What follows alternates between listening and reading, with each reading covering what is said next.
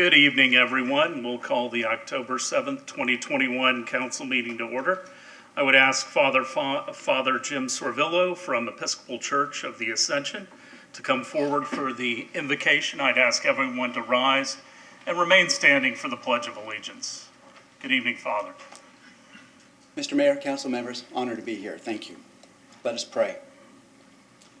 Almighty God, who has given us the good land for our heritage, we humbly beseech thee that we may always prove ourselves a people mindful of thy favor and glad to do thy will. Bless our land with honorable industry, sound learning, and pure manners. Save us from violence, discord, and confusion, from pride and arrogance, and from every evil way.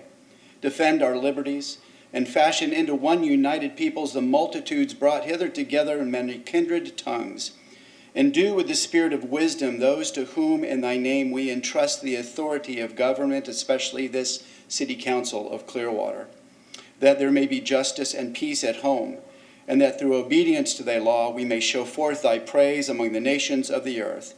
In the time of prosperity, fill our hearts with thankfulness. In the day of trouble, suffer not our trust in thee to fail, and all of which we ask through the mighty name of Jesus Christ, our Lord and Savior.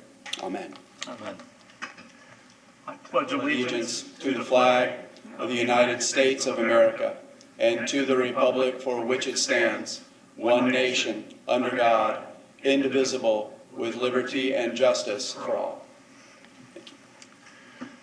Father Servillo, thank you for coming tonight. Thank you very much. New to the area and to the church, not brand new, but first time here, and we appreciate you coming out. Look forward to coming back. Thank you all very much. Thank you. I want to introduce the dais. On my far right is our interim city manager, Micah Maxwell. Good evening. Vice Mayor Hamilton. Good evening. Councilmember Albritton. Good evening. Councilmember Beckman. Good evening. Councilmember Bunker. Good evening. And for the second to last time, Oh, my Lord. our illustrious city attorney, Pam Aiken. Good evening. We have a couple proclamations this evening. First, we have the Manufacturing Month proclamation. And if Kristen Powers is here. Local Clearwater manufacturer, TSC Industries, has been a family-owned and operated company that manufactures all of its products in America since 1962. What started out as a small mom-and-pop plastics distributor has now grown into a global manufacturer and fabricator of polymers and rubbers. Accepting the proclamation on behalf of the Tampa Bay Area Manufacturers Association is the marketing coordinator from TSC Industries, Kristen. Good evening. Whereas manufacturing is a cornerstone of the nation's and Florida economy, and whereas manufacturing provides jobs to approximately 30,000 Pinellas County citizens, and the almost 1,300 manufacturing facilities in Pinellas County make products as diverse as high-tech turbines to gourmet flavorings. And whereas the Bay Area Manufacturers Association, BAMA, Florida Advanced Technological Education Center of Excellence, FLATE, St. Pete College, and Pinellas Technical College support manufacturing and manufacturing careers. And whereas Coordination for Manufacturing Day Student Tours is led by the Bay Area Manufacturers Association and Pinellas County Schools to strengthen technical and academic skills of young adults enrolled in manufacturing, engineering, and design courses of study. Now therefore, I, Frank V. Hibbard, Mayor of the City of Clearwater, Florida, on behalf of the Clearwater City Council, do hereby proclaim October 2021 to be Manufacturing Month in Clearwater and urge all citizens to join in recognizing the value of our manufacturers and the importance they serve in our city, county, state, and nation. Well, thank you for being here tonight and all that you do. TSC is a really cool company, and it's great that it's homegrown. They do a lot in the community, so thank you. Thank you.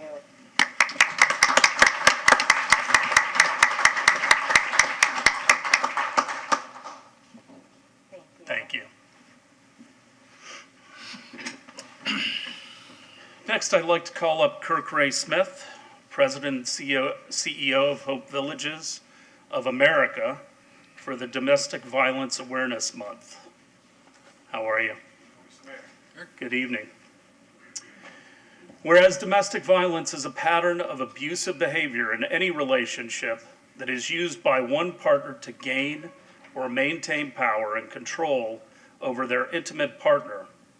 And whereas the problems of domestic abuse are not confined to any one group of people, but affect people across all economic status, race, ethnicity, sexual orientation, culture, and society. And whereas the crime of domestic violence violates an individual's privacy, dignity, security, and humanity due to systematic use of physical, emotional, sexual, psychological, and economic control and or abuse. And whereas the impact of domestic violence is wide-ranging, directly affecting women, children, men, and society as a whole. And whereas Hope Villages of America has provided support, safety, and advocacy to domestic violence survivors and their children throughout Pinellas County for more than 50 years. Now therefore, I, Frank V. Hibbard, Mayor of the City of Clearwater, Florida, on behalf of the Clearwater City Council, do hereby proclaim October 2021 to be Domestic Violence Awareness Month in Clearwater, and I urge all residents to actively participate in the activities and programs sponsored by Hope Villages of America to work toward the elimination of violence.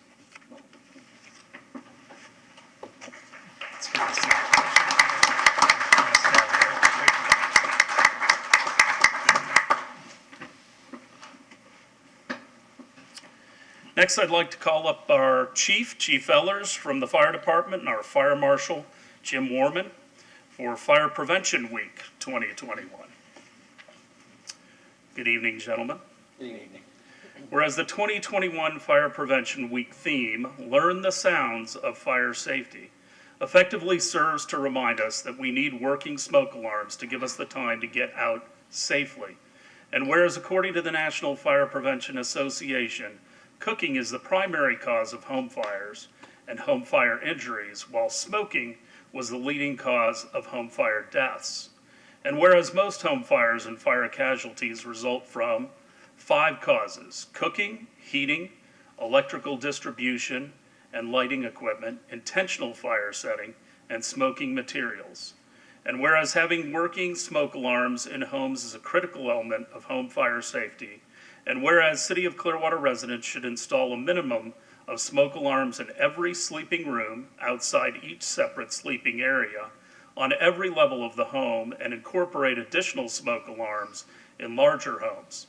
And whereas all smoke alarms should be tested semi-annually to ensure that they are functioning properly to ensure your safety.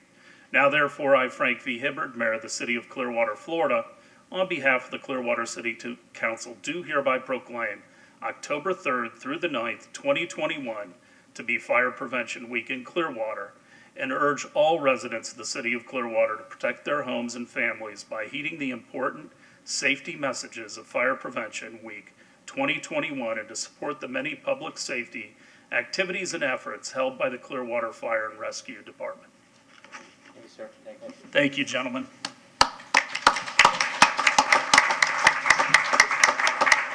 I'm getting parched. Thanks, Chief. Thank you for your work. See you, sir. Thank you.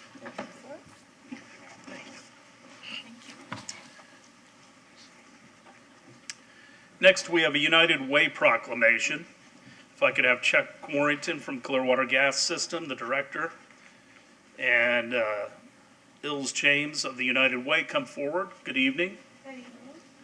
Whereas the United Way Suncoast is dedicated to changing lives and building futures by working with many partners to make a difference in what matters in the community. And whereas the City of Clearwater has been an outstanding contributor toward the efforts of the United Way by working together to increase community awareness and empowering employees to make a difference in the lives of those in need through financial investments and volunteer involvement. And whereas the City of Clearwater continues to encourage and to support the efforts of the United Way Suncoast, which provides funding for programs of more than 60 agencies in the Tampa Bay area, including right here in our community. And whereas employees of the City of Clearwater have contributed over $1.3 million through the personal payroll deductions and contributions to United Way Suncoast and their local community strategic partners. Now therefore, I, Frank Hibbard, Mayor of the City of Clearwater, Florida, on behalf of the Clearwater City Council, do hereby proclaim October 8th through the November 5th to be United Way Month in Clearwater. Good evening and welcome. Thank you very much, Mayor. I just would introduce to you, I think you know Tony McGannis. Tony's been involved with the United Way campaign for many years. We chaired it 2 years ago. Jessica Ashmead is this year's chair and was also last year's chair is in Pasco today, and she wasn't able to be here tonight.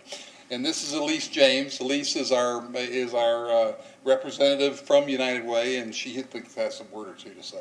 I just wanted to say thank you to you all for all your support. The partnership with City of Clearwater is extremely important to United Way and our community, and I just want to thank you all personally for your support and as a group. Well, thank you for being here tonight, and Chuck's always been very involved, and Tony, we thank you, not only for the United Way, but also for Paint Your Heart Out. And, Bill Horn was a tremendous supporter of United Way and our whole, month of giving, and I just want to remember that because it was a big deal to him, and he was a big deal to us. And he So- will be, he's missed all the time. Absolutely. Thank you. Welcome.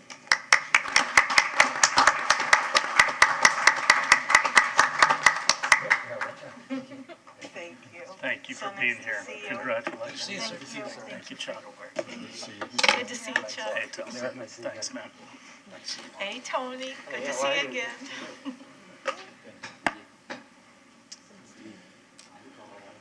Well, many thanks to all the organizations that make our community better. We appreciate all the efforts. Much of them are complete volunteer efforts, and so it means a lot. I would ask if there are any amendments to the minutes of the September 16th, 2021 meeting. Move approval of the minutes as submitted. Second. All in favor? Aye. Opposed? Unanimous. At this time, I'd like to open it up to citizens to be heard. If there's anyone in the audience that would like to speak to an item that is not on the agenda, we ask that you do fill out a comment card. Please come up, and we respectfully ask you to keep your comments to 3 minutes. Like a moth to the flame. Good evening, Mr. Mayor, Mr. Council members, Michael, Pam, Nicole, Rose. I happen to be in town, and I felt obligated to report to you that the roundabout is still working. God bless you, Mr. Durant. There's long history there. I don't know, there was supposed to be a comment card or something. Yes, right here. You can fill it out once you're done, sir. I trust you. Okay, short and sweet. Last time I was gonna speak, when you ask for comments, if you could, if people know the agenda, now I just got this, and maybe I just missed getting that and that, so we know where we would fit in to speak and follow proper protocols. Well, first thing first, I'm glad you're well. I was out of town. I heard about you and Teresa and the COVID. I'm glad that's okay. Thank you very much. Yeah. And of course, we all know each other, Bill Horn and the chief and yourself. Full disclosure, I'm a client of yours after a meeting on 23 April, and I did contribute to your campaign. And actually, since I didn't get a chance to talk to you, I guess you did get my messages. I don't even want an appearance of any kind of conflict of interest, so I will withdraw my comments till next time. Well, you're not a client of mine. Yeah. You're a client of the firm. Oh, okay, well. Yeah. So that's Well, completely again, different. that's if I don't. And you don't give up your rights to speak, even if you were a client. Well, it's like the military. You don't even want an appearance of any conflict of interest. I don't think you need to feel that way. There's no No. conflict. Well, anyway, did you get my messages? No, I did not. Oh, okay. Okay, well then, till next time. Otherwise, I would call you back, Okay, Norm. all right. I return them really fast for the most part. Good evening, everyone, council members and mayor. Good My evening. name is Eleanor Lyda, and I've just become the new president of the East Gateway Business and Neighbors Association. Marie Scarber could not be here tonight. She's a president with me. So I want to thank you all for the Gateway. We are so excited. It has been over a decade of promises to start Phase 3 streetscape and festival corridor in the Gateway, and finally it has come to fruition. The East Gateway Business and Neighbors Association, EGBNN, is a fun group of active business owners and passionate neighbors that live in the Gateway. I happen to be one of them. So we would like you to come and be a part of our transformation. Going forward, we are going to launch the East Gateway Business and Neighbors Association again. We want to invite you all to our very first meeting, Monday, October the 11th at 5:30. And the owner of the Mexican restaurant in the Gateway has graciously given us his private dining room, so it should be very nice. And there's plenty of parking behind the restaurant and across the street from in Save-A-Lot, and also Nature's Food Batch. So that's kind of how you can find it. So we're looking forward to seeing you all. If anyone here is watching this and lives in the Gateway, or anyone that would be interested, we'd love to see you. Now, I have to pass out a little goodie here for you. This tells all about it. And I went ahead, because the Gateway used to be such a vibrant, fun place, I made a little history of all the places that were there like 60 years ago that I could remember, and then what it is today. So is it okay if I pass this out? Sure. Okay. Thank you so much. I And you appreciate do it. have me on your schedule for Monday, right? Yes, well, I didn't know if I was supposed to say that. Oh, that's all right. The mayor that is our biggest Public treat. record. That is our biggest treat. The mayor is going to stop by and speak to us for a few minutes. Thank you. Okay.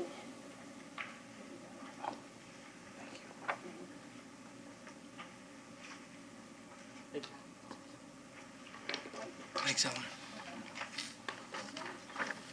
Congratulations. Thank you, Eleanor. Thank you. I'll see you We Monday. appreciate it. Yes, ma'am. Kathleen, this will help you. Okay. Thank you. A little bit more. I appreciate it. Is this at the Hacienda Corralejo? The Hacienda Corralejo, is that the restaurant? Yes, it is. It is. That's a great place. I practiced, but it still didn't sound right. Yeah. Any other citizens to be heard for items not on the agenda?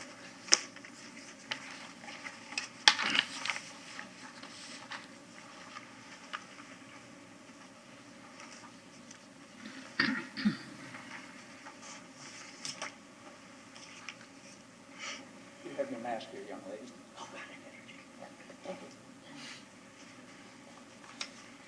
Good evening, Mr. Mayor, council members. My name is Patrick Raftery. I'm a resident of Countryside. I'd like to bring to the attention of the council members the funds that are being allocated to the municipalities under the American Recovery Act. Pinellas County reduced their property tax to last year's level, but then raised them slightly in order to fund about $12 million to the Transportation Trust Fund, which was a reasonable amount under the circumstances, but they needed a lot more than that. Hillsborough County, with their funds from the American Recovery Act, allocated $35 million to roads and grounds for repair of roads, right-of-way mowing, and sidewalk repair, which is one of my favorite topics. What I want to bring to your attention is that Pinellas County has been advised they have $189 million under the American Recovery Act, and their staff is currently determining how that will be allocated. I've been in touch with them and pointed out to them that their sister commission in Hillsborough County did a nice allocation, and I'm suggesting to them that they may do the same thing for Pinellas County, and some of those funds will trickle down hopefully to the city of Clearwater to be used for sidewalks, right-of-way mowing, as well as road repair. However, most importantly to me is the city of Clearwater themselves has been allocated $22 million from the American Recovery Act. And I realize that there are stipulations and restrictions to how those funds should be used, and I'm certain the council will use due diligence in allocating those funds. But I would like to make a pitch for those funds, if it's possible, to be used for sidewalk repair for various sidewalks in the city of Clearwater. I'm certain that also some of those funds might end up for the Park Street Transit Center refurbishing, I don't know. And that's certainly possible and a good use of those funds. But once again, in closing, I'd like to remind you that you have $22 million worth of funds.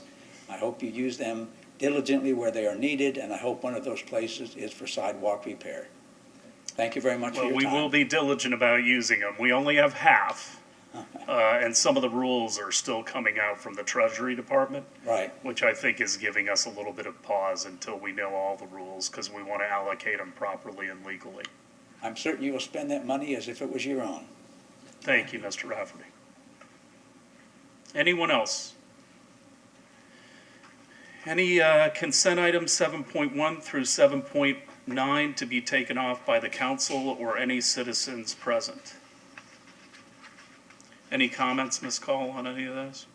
Do I have a motion to approve 7.1 through 7.9? Move to approve 7.1 through 7.9. Second? All in favor? Aye.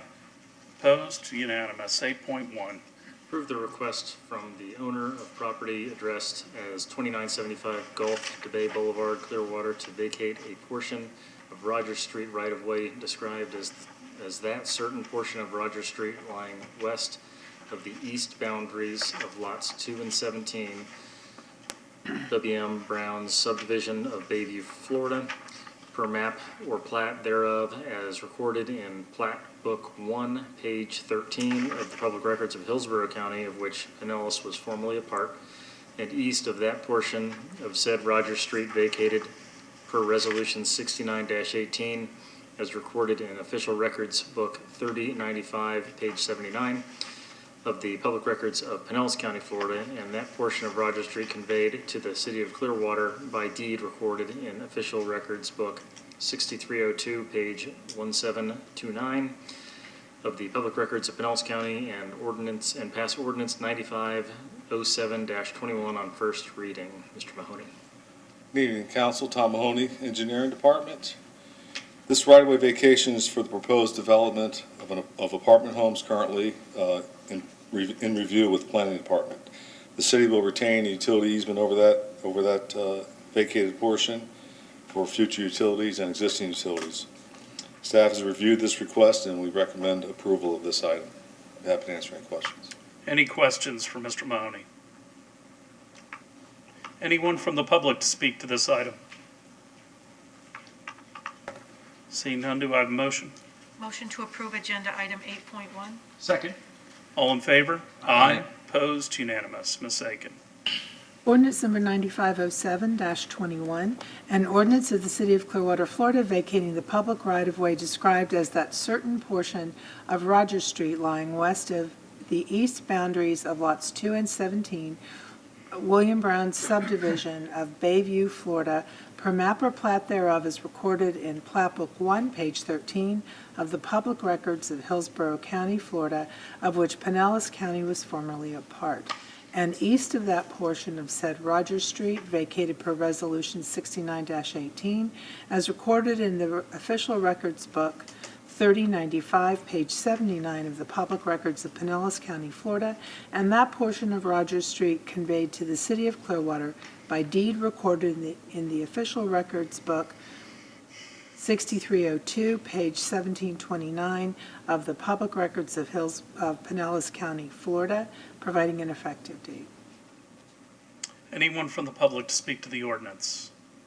I have a motion. I move to pass ordinance 9507-21 on first reading. Second? All in favor? Aye. Opposed? Unanimous. 9.1. Ordinance number 9481-21, an ordinance of the City of Clearwater, Florida, annexing certain real property described as Lot 1, Hillcrest Estates, First Edition, Clearwater, Florida, together with certain Lake Forest Road right-of-way into the corporate limits of the city, and redefining boundary lines of the city to include said addition, providing an effective date. Anyone from the public to speak to this item? I move to adopt ordinance 9481-21 on second reading. Second. All in favor? Aye. Aye. Opposed? Unanimous. 9.2. Ordinance number 9482-21, an ordinance of the City of Clearwater, Florida, amending the future land use element of the comprehensive plan of the city to designate the land use for certain real property described as Lot 1, Hillcrest Estates, First Edition, Clearwater, Florida, upon annexation into the City of Clearwater as residential low, RL, providing an effective date. Anyone to speak to this ordinance? A motion? Motion to adopt ordinance 9482-21 on second reading. Second? All in favor? Aye. Opposed? Unanimous. 9.3. Ordinance number 9483-21, an ordinance of the City of Clearwater, Florida, amending the zoning atlas of the city by zoning certain real property described as Lot 1, Hillcrest Estates, First Edition, Clearwater, Florida, upon annexation to the City of Clearwater's low-medium density residential LMDR, providing an effective date. Anyone from the public to speak to this ordinance? Motion? Motion to adopt ordinance 9483-21 on second reading. Second. All in favor? Aye. Opposed? Unanimous. 9.4. Ordinance number 9487-21, an ordinance of the City of Clearwater making amendments to the Community Development Code by amending Section 3-909B, outdoor cafes located within public rights-of-way by clarifying who may obtain outdoor cafe permits, and that such permits expire on a yearly basis and require renewal, by amending subsection 3-909C, location and design requirements, by allowing outdoor cafes to be located in adjacent streets if closed to vehicular traffic and authorized by the city, by amending subsection 3-909D, operational requirements, to require outdoor cafe operators to be responsible for maintaining outdoor cafe areas in a neat and orderly appearance and free and clear from debris, by amending Appendix A, Schedule of Fees, Rates, and Charges, 8, Land Development,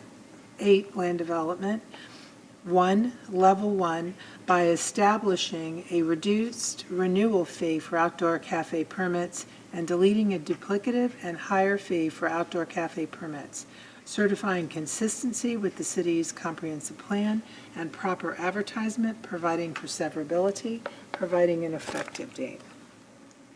Anyone from the public to speak to this item? Have a motion? I move to adopt ordinance 9487-21 on second reading. Second. All in favor? Aye. Opposed? Unanimous. 9.5.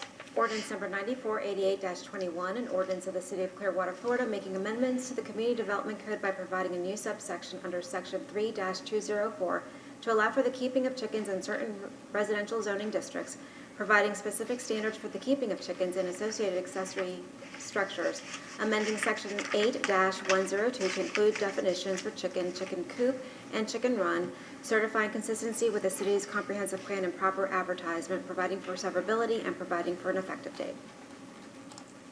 Anyone from the public to speak to this item?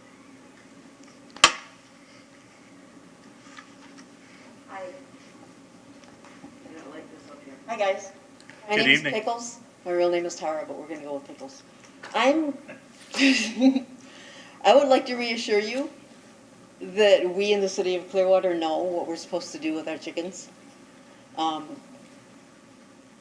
We in fact do have a lady that rescues them. I found that out this weekend, delivering an order to a customer, not in the city. There was a rooster running around. I called her, within 10 minutes she was there. And the rooster is out to the farm. And that's a beautiful thing to know in action that that's going to happen, because I knew she was there. I've never seen it in action. And I would also like to say I know the permit for chicken coops was brought up. They're 4 little chickens. They don't need a house. So they don't really need a permit for their house. And that's about it. Look, they're cute little guys. They're on the bottom of the food chain. No one's going to let them run around on purpose. The cats will eat them. That's it. Thank you. Thank you. Anyone else to speak to this item? Any comments from the council? Yeah, Vice Mayor? I believe you have no problem with, what's supposed to be done. I'm not sure you speak for every single person that wants to have chickens. And my no vote is not against chickens per se. Mine is that I don't think the ordinance as written and our process allows the city enough oversight as to, my understanding, and Pam, correct me, our ordinance says the chickens should be kept in a coop and have a run of a certain size, not to run loose all over the property, because they're supposed to be set back a certain distance from the neighboring property, correct? So it's not just a run loose. Our ordinance does not allow the chickens to run loose. And I don't think the ordinance gives us enough oversight to make sure that that is how it's being done. So, okay. You don't need to, I don't need you to clarify that. My only comment, but like I said, I'm not against the chickens per se. I just don't think it's where it needs to be. Any other comments? I mean, I have reservations as well. I think you know that. Yep. And my statement stands that I gave last time. If we see, a cycle of bad ownership and it becomes an enforcement issue for us, then I'll be ready to repeal the ordinance in a heartbeat. But otherwise, I think we're surrounded by other cities that have allowed it. I don't think they've had that many problems. And so at this time, I'm willing to at least give it a shot. So, any other comments? Have a motion? I move to adopt ordinance 9488-21 on second reading. Second? All in favor? Aye. Opposed? No. 4-1 with the vice mayor in opposition. 9.6.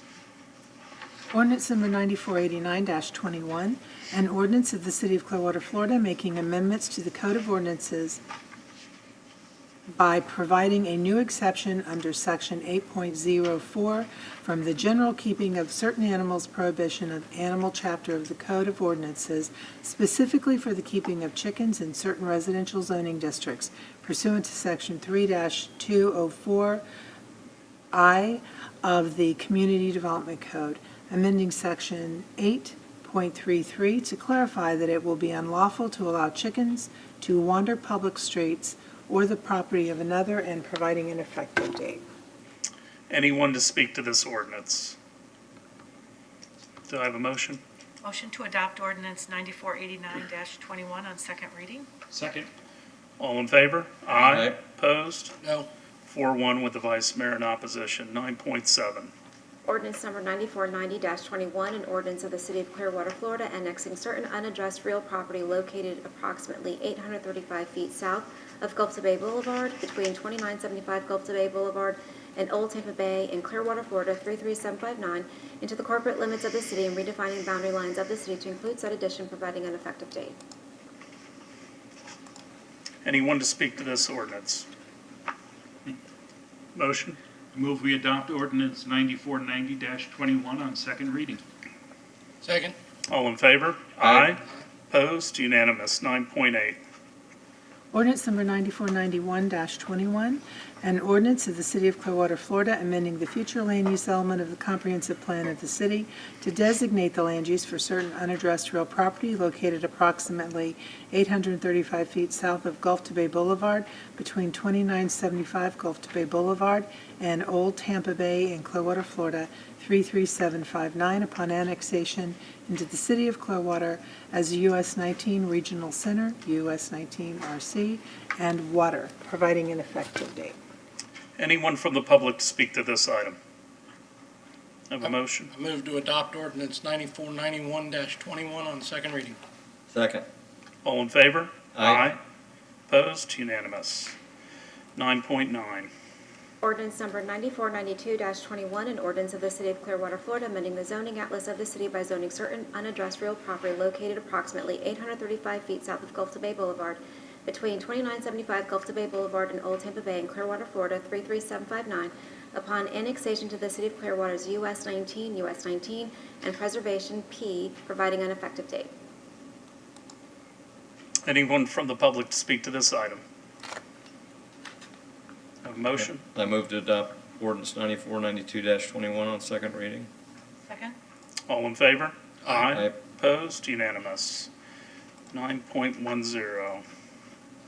Ordinance number 9493-21, an ordinance of the City of Clearwater, Florida, annexing certain real property located on the south side of Brentwood Drive, approximately 340 feet west of Woodcrest Avenue, whose post office address is 1729 Brentwood Drive, Clearwater, Florida 33756, into the corporate limits of the boundary of the city and redefining the boundary lines of the city to include said addition, providing an effective date. Anyone from the public to speak to this item? I have a motion. Motion to adopt ordinance 9493-21 on second reading. Second. All in favor? Aye. Opposed? Unanimous. 9.11. Ordinance number 9494-21, an ordinance of the City of Clearwater, Florida, amending the future land use element of the comprehensive plan of the city to designate the land use for certain real property located on the south side of Brentwood Drive, approximately 340 feet west of Woodcrest Avenue, whose post office address is 1729 Brentwood Drive, Clearwater, Florida, 33756, upon annexation into the City of Clearwater's residential low RL, providing an effective date. Anyone from the public to speak to this item? I have a motion. I move to adopt ordinance 9494-21 on second reading. Second. All in favor? Aye. Opposed? Unanimous. 9.12. Ordinance number 9495-21, an ordinance of the City of Clearwater, Florida, amending the zoning outlets of the city by zoning certain real property located on the south side of Brentwood Drive, approximately 340 feet west of Woodcrest Avenue. His post office address is 1729 Brentwood Drive, Clearwater, Florida, 33756. Upon annexation into the City of Clearwater as low-medium density residential, LMDR, providing an effective date. Anyone from the public to speak to this ordinance? Motion to adopt ordinance 9495-21 on second reading. Second. All in favor? Aye. Opposed? Unanimous. 9.13.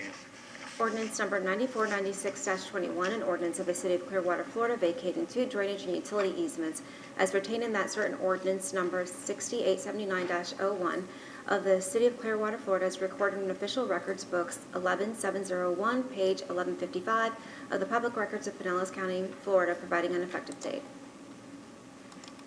Anyone from the public to speak to this ordinance? Motion. Move to adopt ordinance 9496-21 on second reading. Second. All in favor? Aye. Aye. Opposed? Unanimous. 9.14.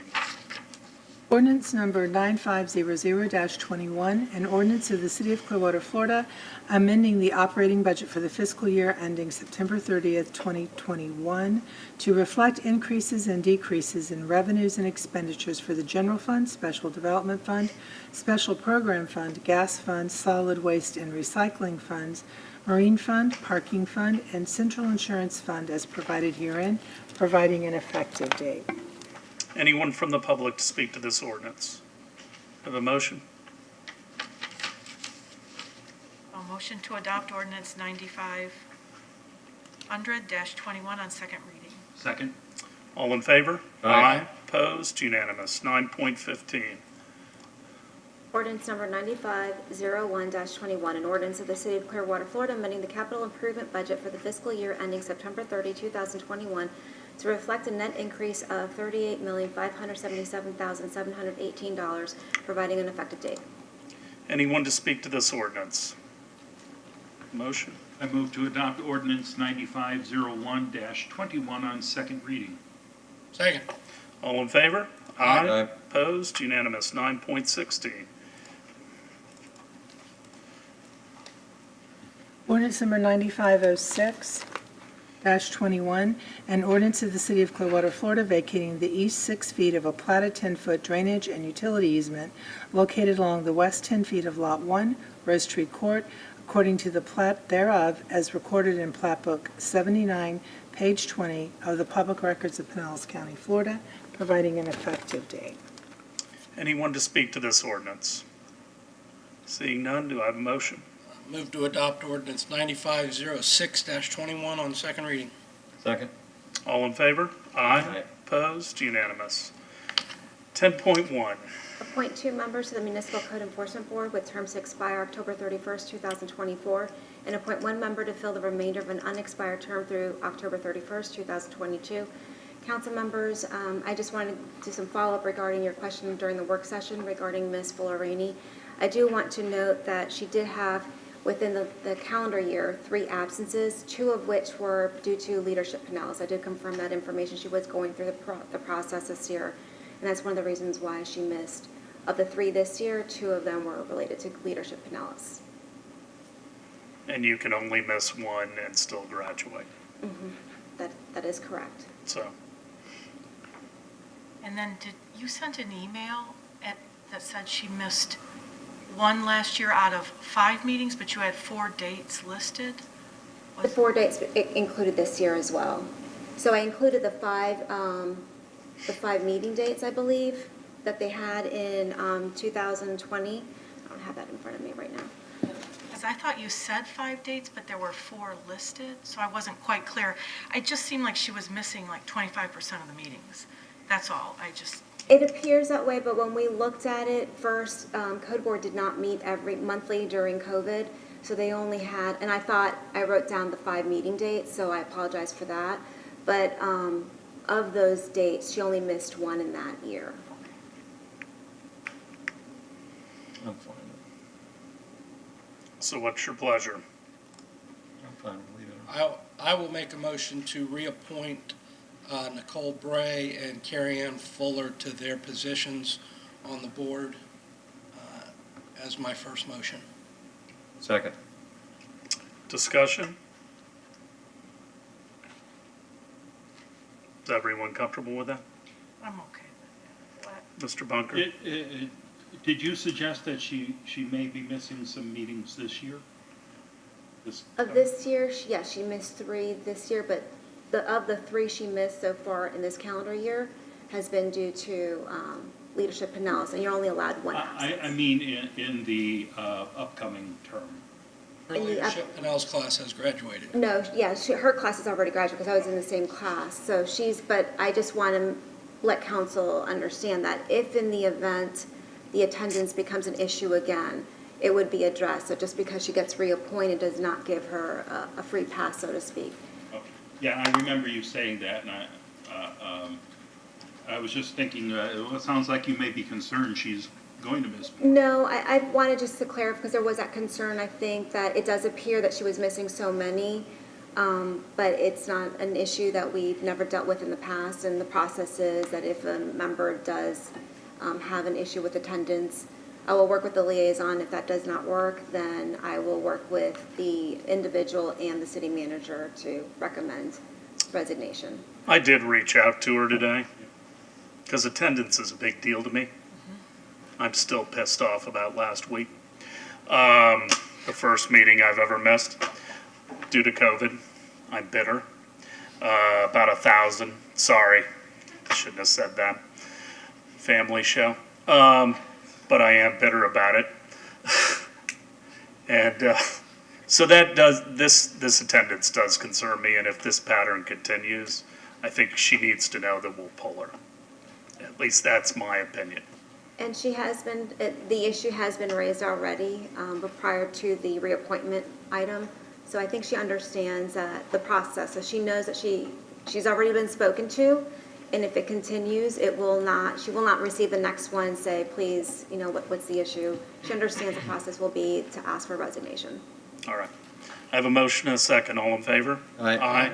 Opposed? Unanimous. 10.2.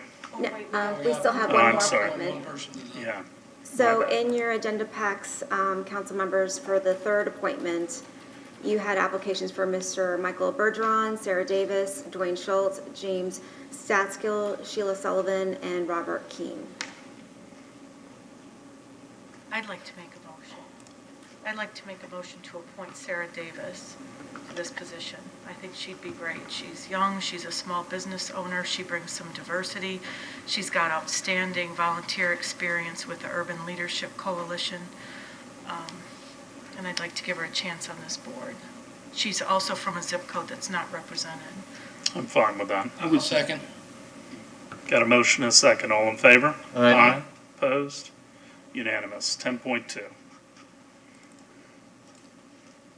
Amend Section 8.05 of the City Charter to provide for ranked choice voting for city council elections, provide for a referendum to be held at the general election on March 15th, 2022, and pass Ordinance 9512-21 on first reading.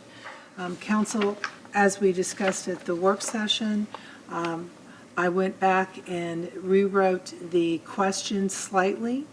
And the changes that I made on the proposed question is in the fifth sentence down to say, for the candidate with the fewest votes to be eliminated and the ballots to be recounted for the remaining candidates until one candidate remains with the majority of votes. So that was the modification. Are there any questions about what the ordinance, the rest of the ordinance provides? This would not take effect until such time as there was certified software, which requires a fairly lengthy process after this is approved by the Secretary of State and the court in all likelihood. So if adopted, this could not be implemented immediately. It would be in our charter. Our current system would stay in effect until such time as this is implementable. All right, questions for the city attorney? You want public comment first? I just wanted questions on the language. Oh. I think the language is good. I'm good with the language. I met with Pam today, my regular weekly meeting, so when I had a comment about there, it's perfectly fine the way it is. I'm fine. It's hard to get these into 75 words, and really make them understandable and cover all the bases. So I think Pam's done a marvelous job. Is there anyone from the public to speak to this item?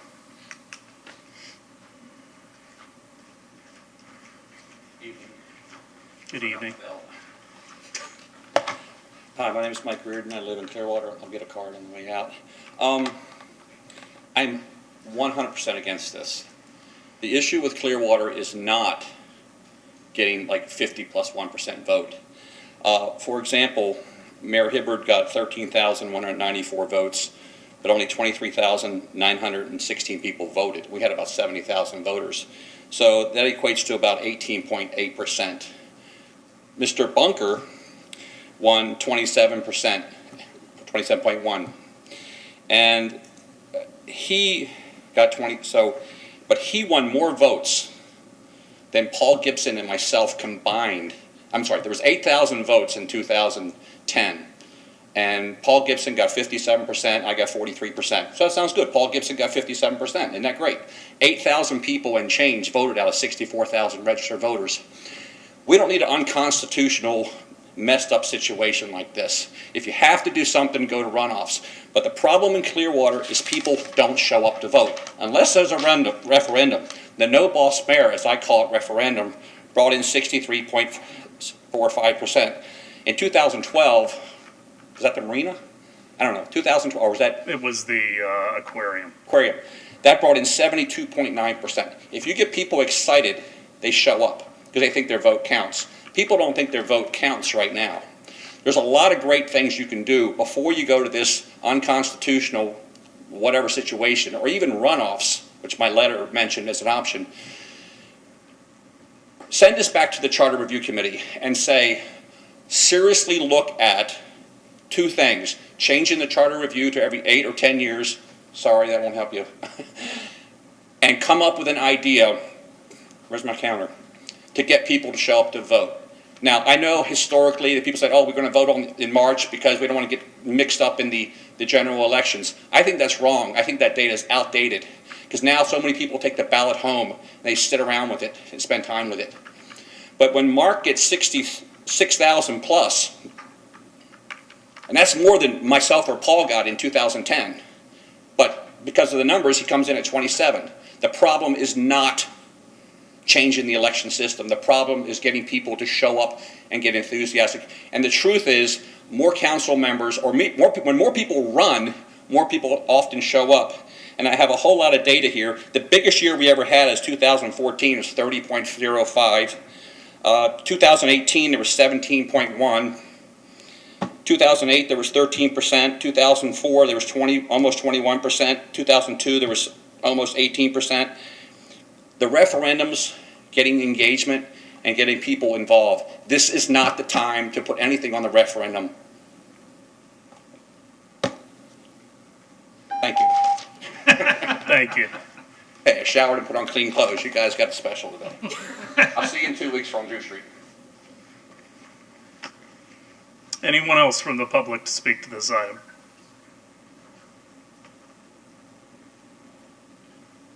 I'm going to close public comment. Okay. Discussion? Well, if you want me to go first, I will reiterate again, I think runoffs are the right thing.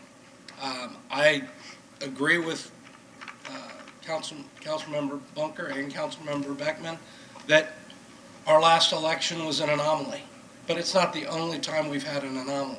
There have been multiple candidates. Fortunately, in most of those races, we've had someone get 50% of the vote or more, even in multi-candidate race. However, I think our system should guarantee that the person sitting here, because we are a representative form of government, that the people sitting in these chairs get a majority of the votes cast. And I agree, I'd love to get more people out.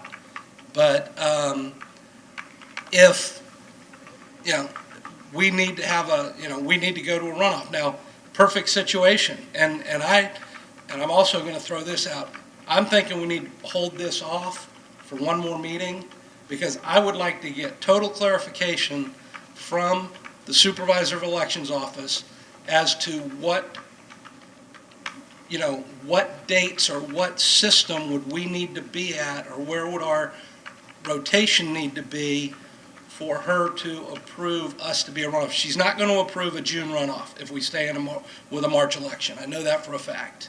I've heard she would approve us if we moved our city election to August with the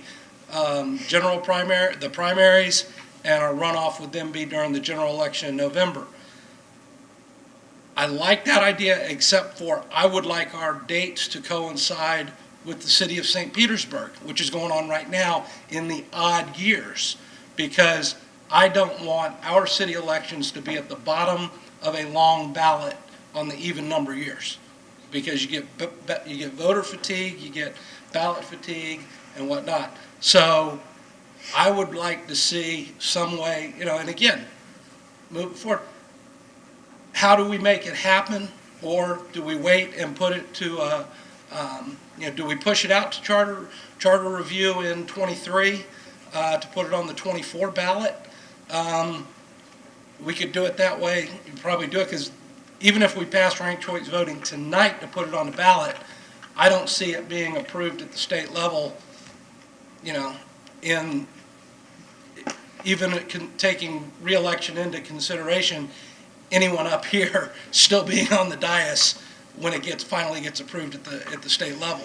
So, and yes, there would have to be certain terms would have to either be lengthened by as much as a year and a half, or shortened by a year and a half, which I wouldn't be in favor of in any way, shape, or form.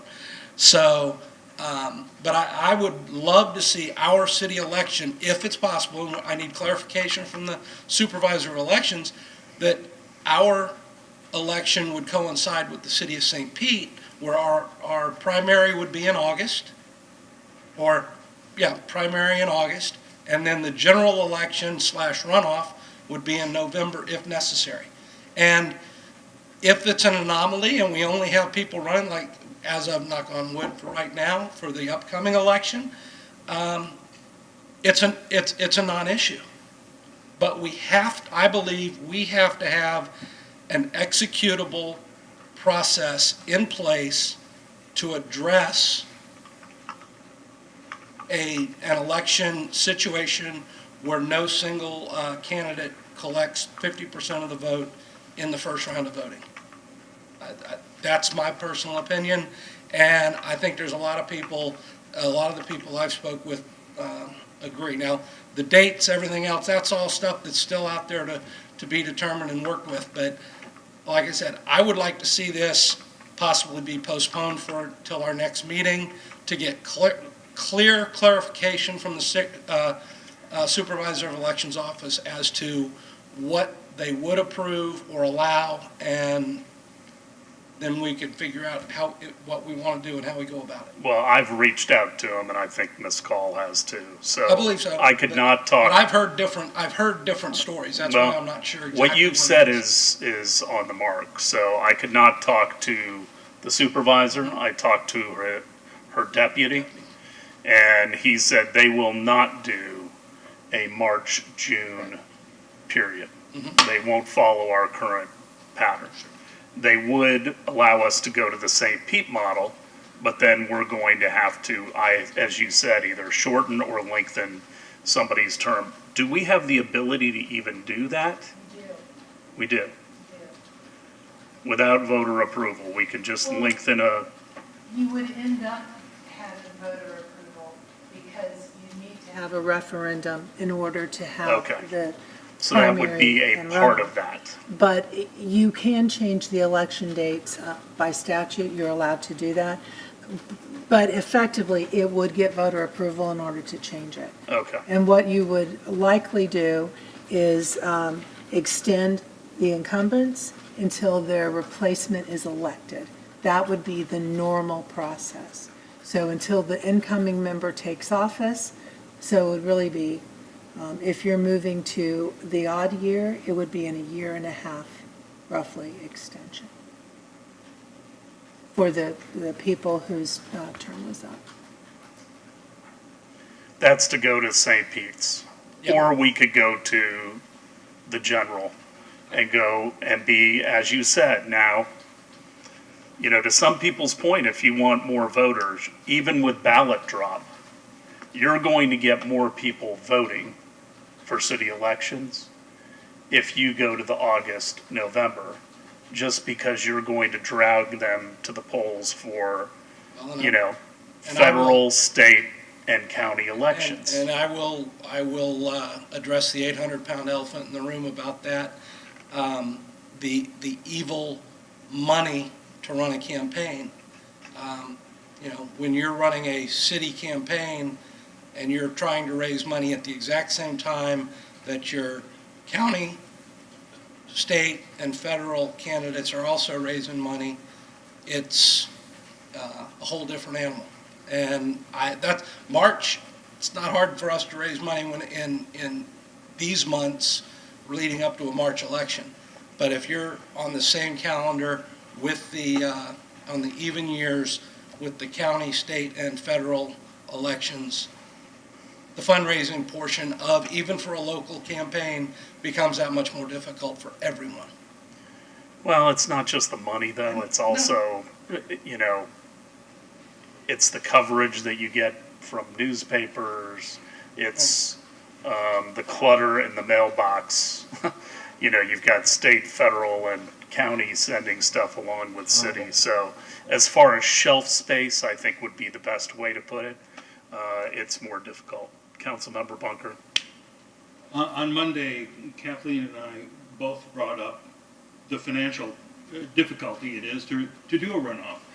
And now you're saying the same thing. Money is a problem depending on when you. I'm not saying it's a problem. I'm just saying it's part of the process. Money is part of the process for politics. I mean, it just is. And it is what it is. And if that's a problem, then for people that say, well, I can't raise money and I can't do this, then maybe their best option is to, support a candidate that can raise money and that has their like process of thinking. But it is,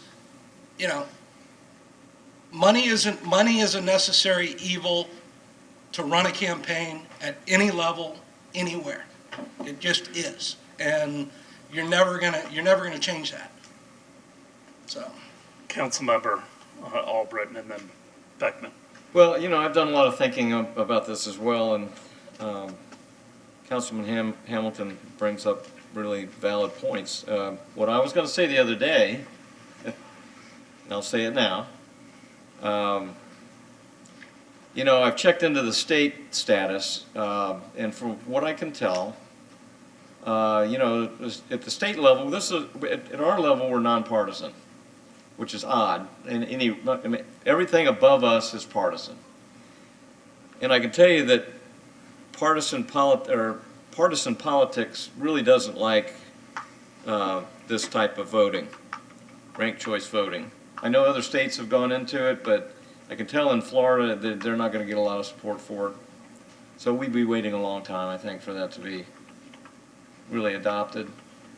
I mean, we could say here on the dais, well, we're going to put this forward as Sarasota did, but it's almost going to take somebody suing the state to make this happen. I mean, if you really get real about it, it's not something that really is going to happen for a while. The other thing I was going to say is, and again, Councilman Hamilton has brought it up, and I know I've heard it from just about every other council member, that money, you know, is a necessary evil in running a campaign, and you want to make it so if we do have to go with a primary and a runoff, that a voter that doesn't have a lot of money, it puts them at a disadvantage. Well, all I wanted to say the other day is somebody running for office or even a city council seat really doesn't use their money. The backers that back them are the ones that fund their campaigns. And if you want to be successful at running, you have to have people that believe in you and are willing to open their pockets and give you money. And that's really rule number one in running a campaign, is to get out and make the contacts and sell yourself, and then people will back you. And if it takes a primary and a general, they'll back you all the way to the finish. Just somebody just saying, hey, you know, just coming up and saying, I want to run for council, without knowing the community and knowing, you know, people backing them or being, I guess, having a some kind of a buy-in to civic duty, it's going to be hard for them. So I would suggest that anybody that really wants to sit up here on the dais needs to put some sweat equity into it and get involved with their community and get people backing what they stand for. So I don't know. I mean, you know, what Pam has put together, the wording sounds adequate for me for this. It won't cost us anything to put it on a referendum, but I don't know if it's going to be something we should really, I mean, to me, it seems like kind of a lost cause. Maybe we ought to regroup and think again about what we're doing here. Councilmember Beckman. Okay, a couple things. First off, so the question of delaying this for a month and having someone from the supervisor of elections come and answer some questions, it's my understanding you have all the answers, that you guys have done the research. We do not need to delay to have questions answered related to enacting this and the procedure and all that. Is that correct? What I can tell you is what the supervisor of elections office has confirmed they will support. They will support if we go to a system similar to, we coincide with St. Pete in their election process, or we coincide with their election process on the even years. So that is what they are willing to support. They will not support if we keep our March elections and then have a runoff in June. So it doesn't seem like it's necessary to delay. I agree. Okay. And then the other question is, we had these answers and this discussion in April, didn't we? I mean, what's the new information that we've had about whether the state would approve it and whether we would enter into litigation with Sarasota and it wouldn't go into effect just yet and we need to get software and blah, blah, blah. I mean, nothing has changed since we gave our staff direction to draft this ordinance and put it on a referendum. And so I'm concerned about, you know, why the second thoughts now? Because it's an unimplementable process, even if we approve it. But we knew that in April when we directed Pam and others to move forward. And when you all took a picture with the ranked choice voting people out front, and we had the room filled with people and supporters, what has changed? Well, we've had from April till now, so that's 6 months or better, time to accumulate more input from public and some of our own personal research, and that information has changed my outlook on ranked choice voting. Okay. It just has. Okay. I just think it's why are we even going through the exercise and futility of asking our voters to approve a system that we can't use? We can, if it becomes approved, we can go to a referendum at our next election and say, do you want to approve this system and implement it? It'll be ready for the next election. But as of right now, it's not applicable. But bottom line, I believe the voters of Clearwater, us being a representative form of government, the voters of Clearwater deserve people sitting in these seats that clearly win a majority of the vote. And that's not a personal shot at anybody. That's just the system I think works, and it's the system that's used at, everywhere else. But why, I would say, and I don't want to be, argumentative or have the wrong tone here, but, you've been sitting on the dais for quite a while, and in the research I've done, as I made a statement on Monday, we've had a number of unopposed races and races with only 2 people, and an anomaly means it's very rare. And so our election was very rare. And most of our elections have only 2 candidates or unopposed. And so I would say, why hasn't it been brought up in the past that we need to have an election with 50, somebody, Because, and John, if you want to come up and join in, you better, no. Close public comment. I'm trying to think if we've had an election, even with multiple candidates, where somebody didn't win 50%. Yes, So what we have. Or it's been very rare. But what I'm saying is, in the case that happens, moving forward, we need to have a process in place to address it. It may not come into play. It may not come into play in our next 10 election cycles. But if in fact it does, we've got a process to address it. I would counter with this. I think it's more important to think about diversity up here on this dais and to encourage people to run for office at every level. And when we have so many unopposed races, that says something to me about people feeling like, I can sit up here and do that job.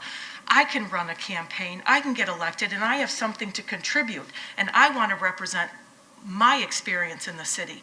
And to me, it's sad. It's heartbreaking that we don't have more diverse candidates running, younger candidates, people of color, whatever. I mean, and I think about why not? And part of it might be because they don't see people up here looking like them. Another part might be the horrific cost. I mean, it's $40,000 to $60,000 to run a campaign, if not some of us in the hundreds of thousands of dollars or over $100,000. But your point about it takes money to play. I think there was a quote about it takes money to play. If you want to win or you want to run, this is the game. These are the rules of the game. Well, people set the rules of the game who have had money and who have been elected. And if the argument that, if people support you, they're going to contribute to your campaign. It's really not money out of my checkbook when I run. Well, it was a lot of money out of my checkbook. It was, an amount. And I had a bunch of small volunteers. But you also have PACs that have contributed to opponents who have run to sit up here. PACs that compute. You get a realtor endorsement, you don't get just $1,000, you get $3,000. They have 3 PACs associated with them. So builders, developers, big business owners, all those people, attorneys, car dealership owners, you can look at the list of contributors to campaigns. Those are the people who have big dollars to contribute and write $1,000 check. And so it's not just everyday residents. You have to have those connections to those people. And if we look at the people who have money and who own businesses, it's not a lot of diverse people. And I think, you see that. And so when we talk about a runoff, you are talking about more money. You are. And I want to make it as easy for people to run and reasonably priced for people to run. And so I felt really backed into the corner when our discussion in April was about, going from a plurality to a runoff.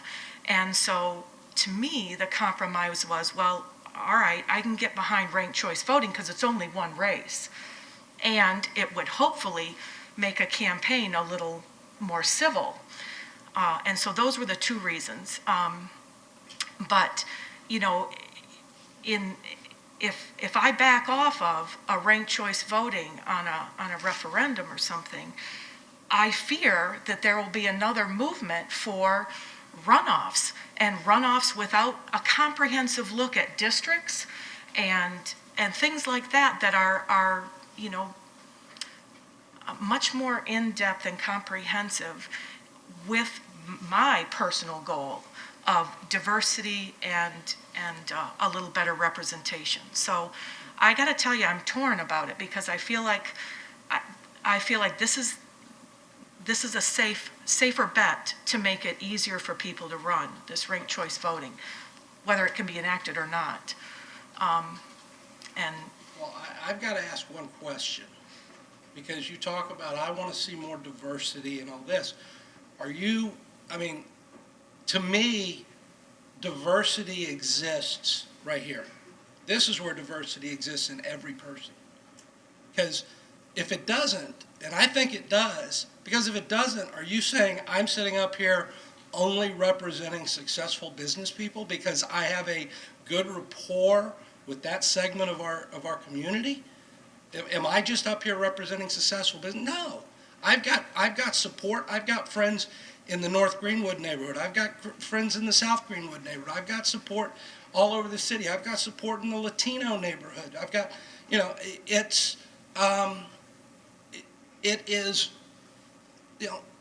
maybe they don't personally have the ability to run for many different reasons, but they have the ability to, through a campaign, learn who the candidates are and who they can relate to the best, and they think is going to represent them the best, and that's who they vote for.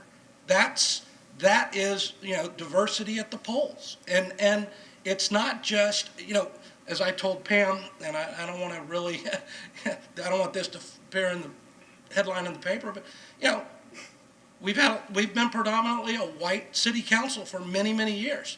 Is Clearwater a bad community because of that? Absolutely not. Absolutely not.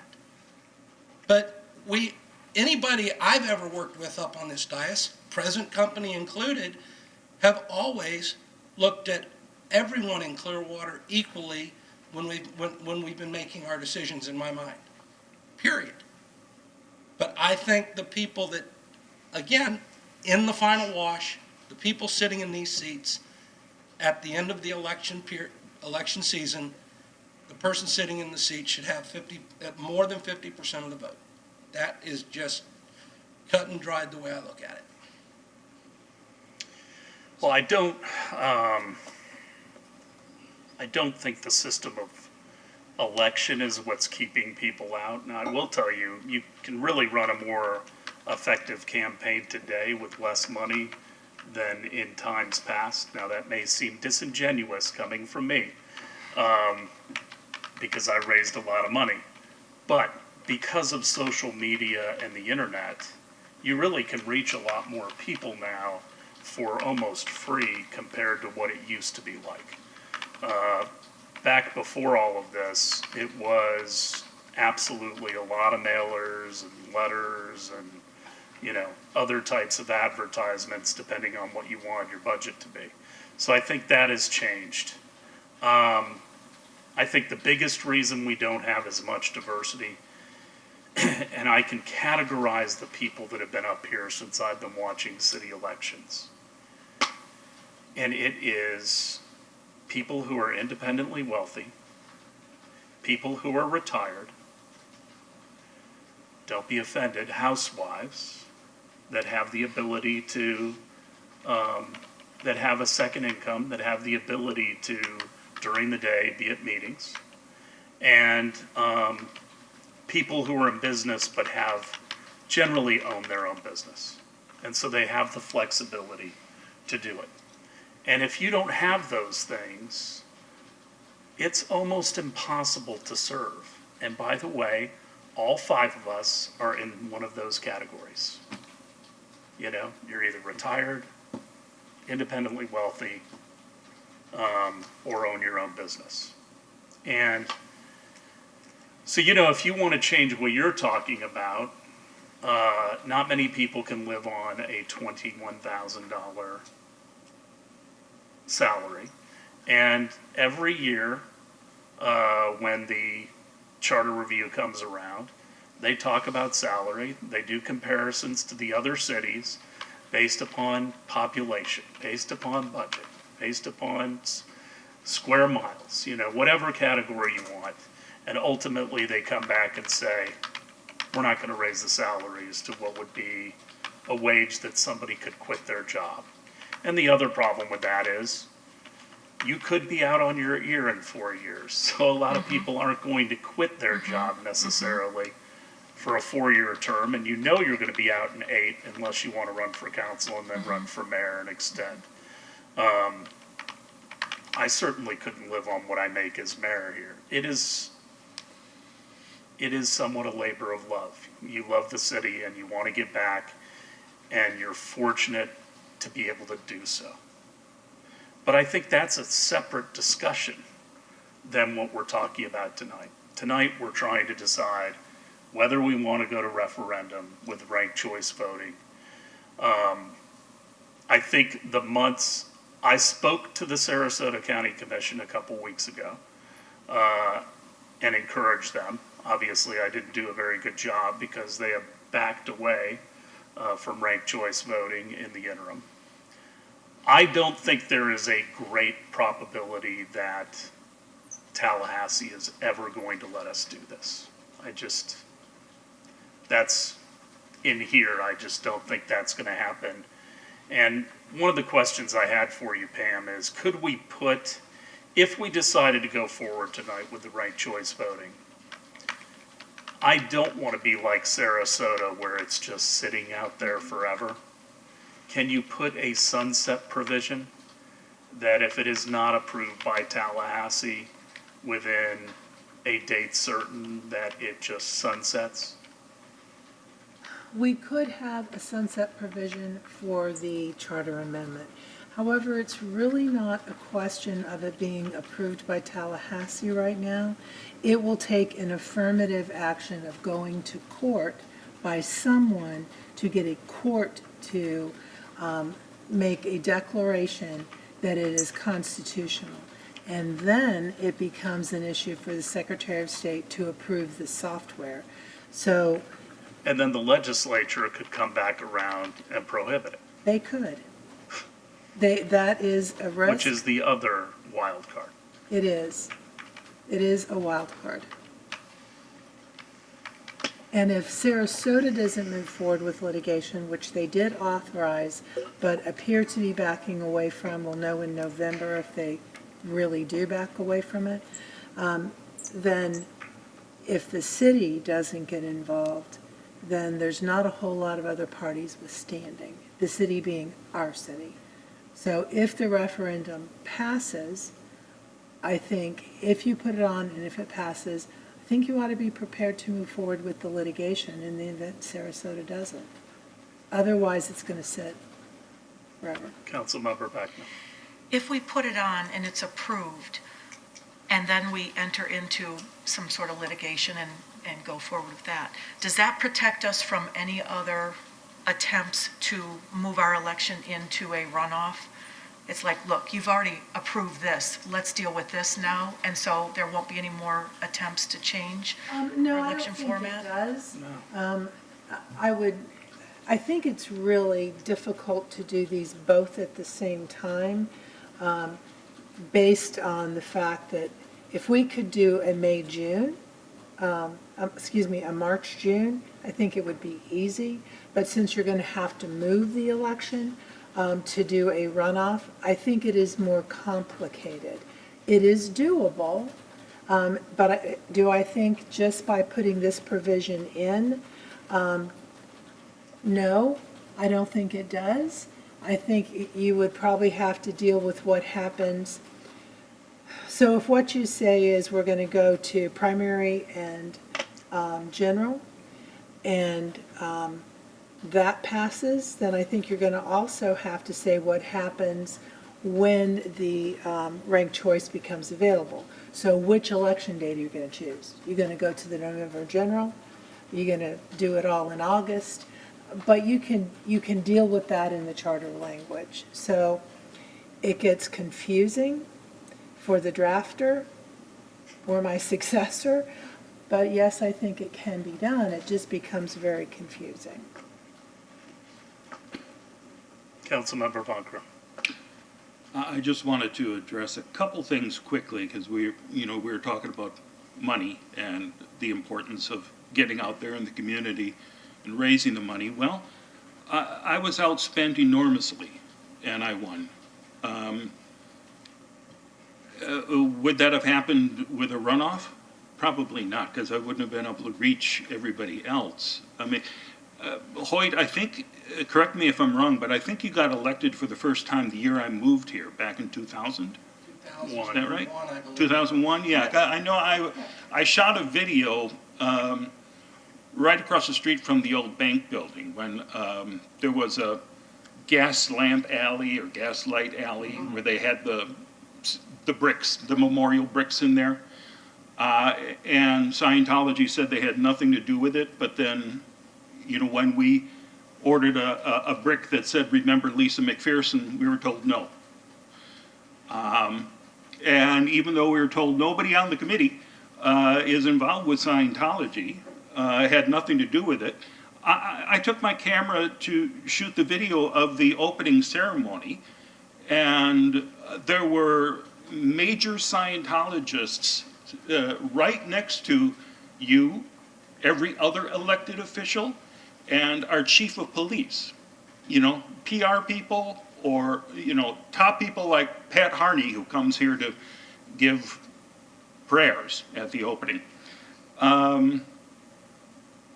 So you're right. It is easier if you're known in the community. If you own a hotel or a restaurant on the beach, and for 20 years you've had people see you up here and come and dine there. Yeah, it's easier to get better known and to make friends and especially those people who have money.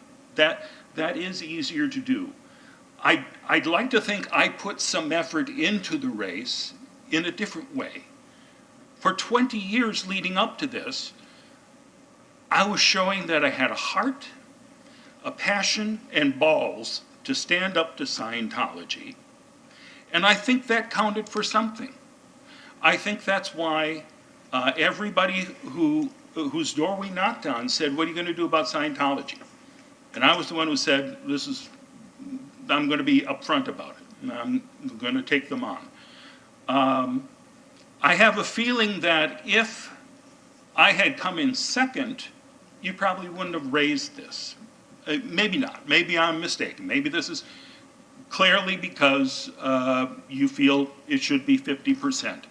But if I had lost, which I thought was very likely on election night, I said, congratulations to the winner, and this gave me practice to run again in 2 years and do it better.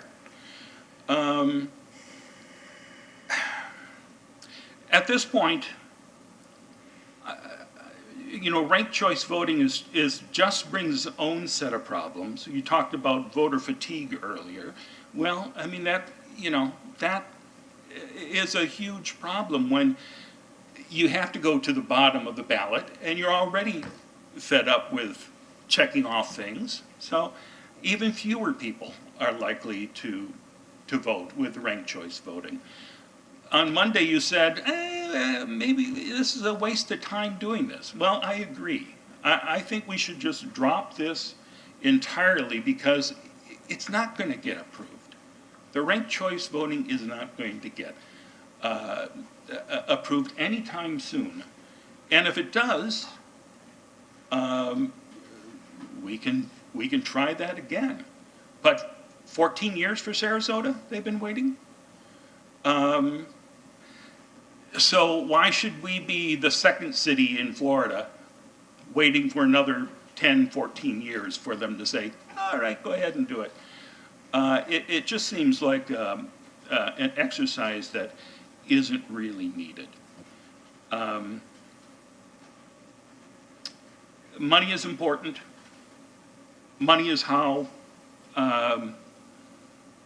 people normally win, but it isn't always the case. And if you've got passionate people in communities who have not been represented up here really, and they're dynamic and they have a message, I'd hate to see them crushed because we've got people who are part of the huge business community who can rely on the PAC donations and this and that and the other thing. It shouldn't necessarily be how much money you raise. So I would say that I move we just drop this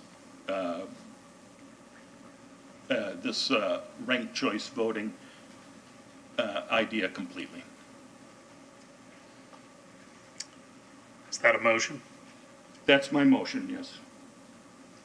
Is there a second for discussion? I'll second it. All right. Councilmember Bunker, I have to say, I have no earthly idea why the Gaslight Alley portion of that conversation was raised. I think that was completely unnecessary, and you're making almost allegations towards the vice mayor, and I thought it was really in bad taste. I'm not making allegations toward him. I'm making allegations about the way Scientology operates, which is to cozy up to people in power. This was Project Normandy right from the beginning. You don't have to get elected. Just become, get yourself embedded with these people, the people who are elected. And I don't think that's anything that we should shy away from. We need to actually talk about Scientology out in the open. And I never said that you were doing Scientology's bidding. You're not. I don't think for a second that you're. That's how it felt to me when I'm sitting here listening to it. I'm just telling you. Well, that is not the situation and I don't, at all, and I'm not silent for about that. the issue. So I apologize for that. But okay, that was not my intent. Not to say that, Well, my recollection, if you want to discuss, my recollection of the Gaslight Alley was it was a fundraising that was done. It was originally championed by Ken and Pam Marks of Ken Marks Ford here in Clearwater. Absolutely, they are not have anything to do with Scientology. They are the ones who were the impetus behind it. Mm-hmm. Now, whatever Scientology's involvement beyond that, or in subsequent to that, I was there because of Ken and Pam Marks, who were very good personal friends of mine, and that's why I was there, and couldn't care less who was standing around me, but yeah, that was why I was there. My first campaign was a one year seat and I ran against a former mayor who had sat on this council for commission at that time, for 18 years as either a commissioner or the mayor. And I ran against her and won. And then I had to run a year later, had to run whole nother campaign. Got elected, ran for one more campaign, and that's the one time I ran unopposed. And, but it is the system. It is what it is. And I have no problem just forgetting about ranked choice voting. I can vote in favor of this, not just because I seconded the motion. And I think it's time at charter review to discuss possibly doing some districts. What is the format of those districts? I don't know. That would be up for discussion. And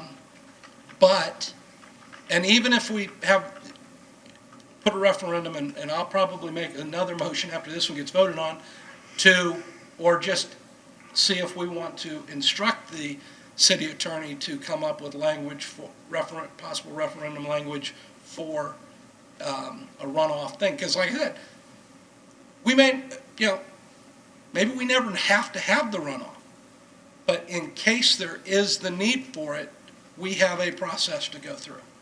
We have a process. Now, Kathleen, you're up for re-election in 2 years.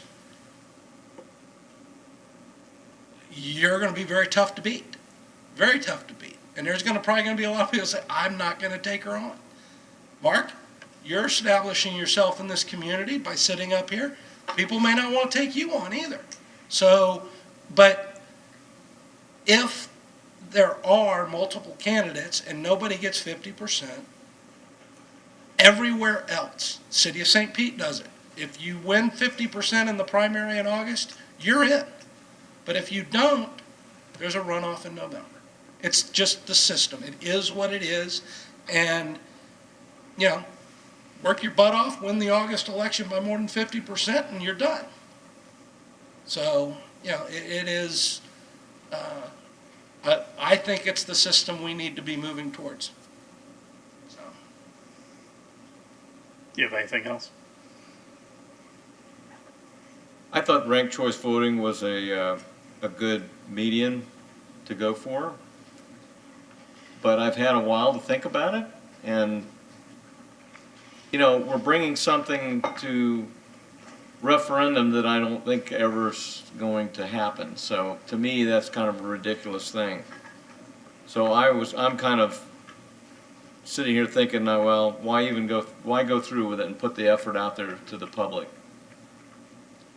It'd be a different situation, as you said, Mark, that if the state said that they would do something like that, we come back to the table and we do it. So I'm for, at this point, just not doing anything with ranked choice voting and just calling it a day. And if we seem to have the same situation we had with the anomaly last time, then we can talk about it again on where we're going to go with it. Councilmember Beckman? I would vote for keeping it, making it a referendum, just because I want to try to limit the number of hoops that candidates have to go through in order to get elected. I'd keep it as reasonable as possible. And I fear that if we, don't vote to put this on, maybe at the next meeting, somebody will slide in, well, let's have a runoff and put that on the ballot. And I don't want that to happen. I mean, it could easily happen tonight. But I'm not for making it more difficult for people to serve in Clearwater.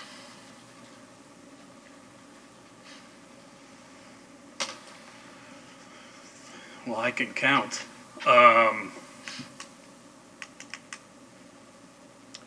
I've continued to be talking to people for the last several months. In fact, I was talking to a PhD today out of New York about the ranked choice voting. She specializes in it. She brought up some new points that I had not heard from anybody that give me pause. A lot of the civility, she said, originally in the first couple elections has now faded away, and that alliances are being made that are bizarre to try to get, second place votes and people that really don't see eye to eye on anything. So there's some gamesmanship. She was talking about approval voting up in the Dakotas, which is different in that she also said one of the big issues is a lot of disqualified votes, especially in certain segments of the population, because of confusion about the ranked choice voting. And so she was also talking about approval voting, which is being used in the Dakotas, and you can approve of every person that you would be comfortable with serving in a position. And whoever gets the most approvals is the one that wins. And it's less complicated. You may only approve of one person in a 5-person race, or you may approve of all 5. But it's also a new system. It doesn't have as much backing because it hasn't been around as long. But I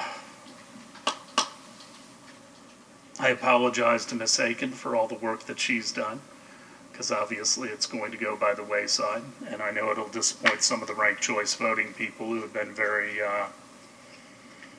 strident in trying to get this passed. But I have a motion and a second.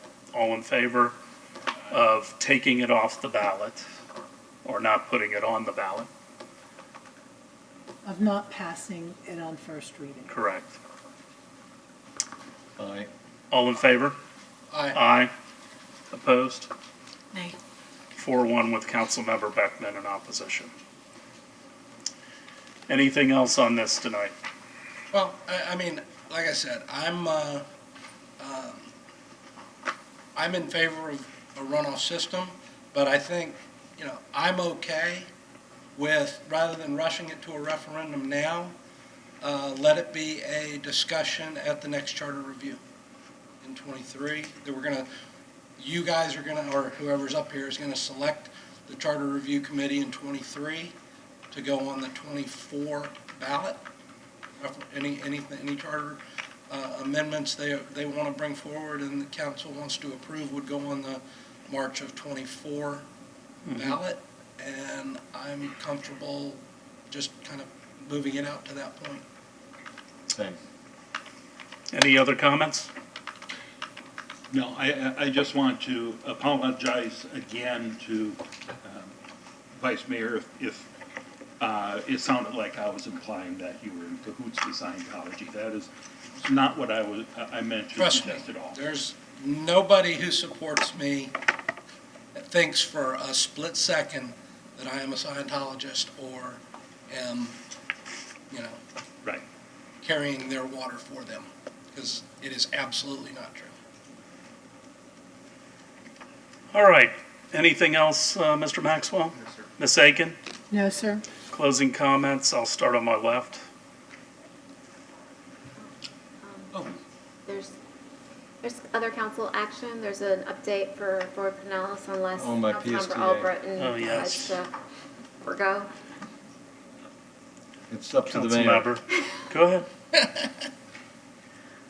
I'll get it done quick and then we can Watch watch the some race. baseball. Okay. So the last PST meeting, I'm going to throw a picture up on the screen here. Leadership PSTA, along with the PSTA board members, officially donated a bus to a local nonprofit, Reach St. Pete, to be turned into a mobile market. The mobile market is expected to make its debut in early 2022. I wanted to show you some pictures. This was a bus that probably had a lot of miles on it. PSTA donated it, and then they're going to, it's really a neat idea, make it into a mobile market that they can send around the neighborhoods. Now, this is it before remodeling. We just gave it away in a ceremony. And you can go to the next picture. The inside is ready to be, there's a conceptual picture here. This is part of the board that gave the keys away last week. And there I am next to a conceptual of what the bus is going to look like to be put around to people that can't make it to markets, which I think is a great idea. So, okay, some other business that I wanted to talk about is the millage rate. Pinellas Suncoast Transit Authority Board of Directors unanimously passed the fiscal year 2022 millage rate and budget at the final public hearing on September 29th. The millage rate will remain at 0.7500 mils, and it is a 6.46% increase over the rollback rate, which is the amount needed to collect the same amount of money as last year. Directors also said yes to operating costs of $97.5 million and $84 million in capital expenses for a total budget of $182 million. The budget is balanced through fiscal year 2025. In other business, the Director of Maintenance and Finance presented a 5-year bus replacement plan. Now, we were lucky back in 2005 and 2006 when Congressman Bill Young gave us an earmark for a lot of money. And actually, PSTA bought 60 buses, and that's about 15 years ago. So we have a lot of buses we bought all at one time that are like old now. So we had to talk about how we're going to do that replacement. We can't do it all at once, but over the next 5 years, we'll try to replace 12 buses a year, and we're going to do them with electric buses. So anyway, the ultimate goal would be to replace them with all zero-emission electric buses. We have $46 million available to buy the new buses, but it needs an additional $75 million to purchase all 60. But over 5 years, we need to raise $29 million, which we think we can do. She said the plan would be to replace buses over time. In the future, PSTA would not find itself in need of 60 buses all at once. So that was kind of, it was a nice thing that happened, but it kind of put us into a, kind of a predicament when all of the buses needed to be replaced at once. PSTA reached an agreement with the City of Clearwater for AVA, which is the Autonomous Vehicle Advantage, which you see here on the screen, and is a continuation of the AVA program first implemented in downtown St. Petersburg before moving to Dunedin. It was a great program. A lot of people rode it, and now I think we have, if it's correct, I think the Edge is going to take the bus. That's correct. Yes. Yeah, and so we have a place to keep the bus and to charge it, and so it is scheduled to begin in the fall of 21, which is coming up. You should see AVA on the South Beach, Clearwater Beach, traveling from Clearwater Point up in a, before they get to the roundabout in that area. And I'd say everybody go down and try it. It's a free ride. See what it feels like to ride in an autonomous bus. Now, it does have a driver, but he just kind of sits there, make sure they don't hit anybody. But and then after it's here for 3 months, then AVA will probably move back to Dunedin or St. Petersburg. So Ford Pinellas, the Ford Pinellas Board approved amendments to the Transportation Impact or Improvement Program, which is called the TIP, including adding a project that will use sensors to reduce congestion and increase safety. In September, the board approved deployment of sensor technology along US 19 and State Road 60. The project will expand the county's capabilities to integrate data from third-party providers and video analytics. It works by deploying sensors along the roadway that can predict incident and congestion risk by helping control signalization at traffic lights. The Advanced Transportation and Congestion Management Technology Deployment Grant, the ATCMTD, for this project was awarded to Pinellas County from the U.S. Department of Transportation.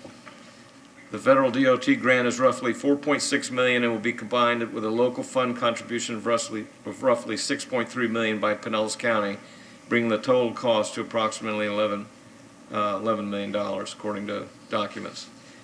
It would not affect funding for other projects within the TIP. That's my report. All right, thank you. Councilmember Bunker. I think I've said enough tonight. Councilmember Beckman. I would say thank you for attending and tuning in. Please check your voter registration. We do have an election coming up. And I think it's next Friday at midnight is the end of our comprehensive plan Clearwater 2045 weigh-in survey. So please go to Clearwater 2045 and take that survey. It's important about land use and what we see for our city in the future. And have a good couple weeks. Thank you, Councilmember Albrecht. Go Rays. We're Vice- starting into, huh? Nothing. So anyway, that's all I wanted to say. Vice Mayor. Well, a week from tomorrow starts, it'll be interesting to see. I'm not exactly sure what effect, A, the pandemic, and B, red tide's going to have, but a week from tomorrow starts one of my favorite times of the year, stone crab season. It'll be, we'll have to see how when they start pulling the traps, how full they are. Sadly, I know Frenchie's is not going to be doing their street festival this year because of pandemic and uncertainties with everything else. So, but I'm sure most of your restaurants out on the beach will be offering stone crabs for the next month or so. So I say get out there and try them. They're one of my favorites. And other than that, go Rays. I'll leave the rest up to you. All right. Well, we're running all of our announcements now, which is really great, so you don't have to hear me drone on. But I do want to say that I got to visit the Oaks, one of our retirement centers, for Assisted Living Week, and it was great to see some people.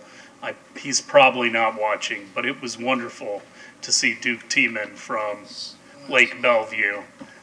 He did so much over the years, the Dinner of Thanks and fighting crime and all sorts of things. He's still hanging in there, and he wanted me to say hello to everybody. I also want to congratulate Mr. and Mrs. Countryside, Paula Juvenal, Mrs. Countryside, and Brian Onks Jr. Got to do that just prior to me getting lovely COVID. And also want to encourage people to go to the Clearwater Historical Society, because they're doing a whole series on historical restaurants in the city of Clearwater. It is a fun walk down memory lane. Some of them are still in existence, but many of them unfortunately are gone. It's cool. I also want to thank our police officers and our firefighters and the sheriff's office. We had the National Night Out at Countryside Mall this past week. And Deputy Chief, it was just really great to see all those kids out there enjoying all the displays and the police dogs, the helicopter, and everything else. I hope we can spread it around the city in the future, but it was really great. I also want to thank the Billheimers. I got an opportunity to go visit the new tower in Meese Countryside, and what a great asset that is going to be for the whole countryside area in North County. It is a beautiful state-of-the-art facility. But I also saw the ICU, and I was going to talk about the fact many people know that I got a breakthrough case of COVID, along with my wife. And the astonishing thing in the ICU was it wasn't many older people. It was mostly younger people that were in the ICU. And the hospital administrator told me about a young lady who was pregnant, who lost her life and the life of her child, sadly, because they were unvaccinated. I can tell you this was a tiptoe through the tulips for me, having COVID, because I've been vaccinated. I would just encourage people to do so. For your family, for your friends, for your community, please do it. I know the citywide cleanup's up there, but that one's near and dear, and I hope people will volunteer for that and come out for Jazz Holiday next week. And with that, we're adjourned. God bless.